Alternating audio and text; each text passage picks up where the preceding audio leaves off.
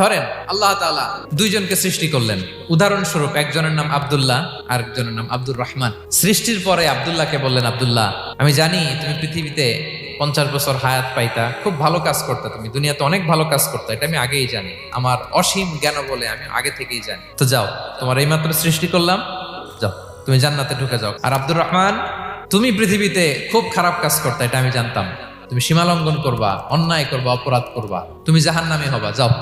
যেহেতু আমি জানি পরীক্ষার আর দরকার নেই, তোমারে জাহান্নাম দিয়ে দিলাম, যাও ঢুকে যাও। সে বলবে, আল্লাহ এইমাত্র আমারে বানাইলেন, সৃষ্টি করেই বলতেছেন তুমি জাহান্নামে যাও, আর বলতেছেন আমি জানি দুনিয়াতে পাঠালে তুমি খারাপ কাজ করবা, তুমি জাহান্নামী হবা, পাঠানোর আর কি দরকার, আগে থেকেই জাহান্নামে যাও। আল্লাহ আপনি জানলে জানতে পারেন, আমি তো জানি না, ঠিক কিনা বলেন? সে বলবে, না আল্লাহ আপনি ভুল বলতেছেন, এই দুনিয়াতে পাঠাইলে আমি খুব ভালো কাজ করতাম, এজন্য আল্লাহ তাআলা পরীক্ষার আয়োজন করেছেন, যাতে করে তুমি জেনে যাও যে পৃথিবীতে তুমি কি করেছো।